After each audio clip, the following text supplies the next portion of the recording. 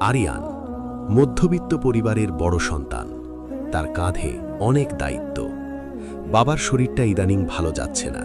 ছোট বোনের পড়াশোনার খরচ সব মিলিয়ে তার একটা ভালো চাকরি খুব দরকার ছিল। মাসের পর মাস সে ইন্টারভিউ দিয়ে যাচ্ছে, কিন্তু কোথাও হচ্ছে না। অবশেষে দেশের সবচেয়ে বড় একটি মাল্টিন্যাশনাল কোম্পানিতে তার ইন্টারভিউ কল এলো। আরিয়ান তার জীবনের সর্বোচ্চ চেষ্টা করল, রাত জেগে প্রিপারেশন নিল, তাহাজ্জুদে গিয়ে আল্লাহর কাছে ডুকরে কেঁদে চাইল, হে আল্লাহ, এই চাকরিটা আমার খুব দরকার। ইন্টারভিউ খুব ভালো হয়েছিল। আরিয়ান প্রায় নিশ্চিত ছিল চাকরিটা সে পাচ্ছে। কিন্তু যখন রেজাল্ট এলো, সে দেখল তার নাম লিস্টে নেই। তার বদলে এমন একজনকে নেওয়া হয়েছে যার যোগ্যতা হয়তো আরিয়ানের চেয়ে কম ছিল। আরিয়ানের পুরো পৃথিবী যেন দুলে উঠল।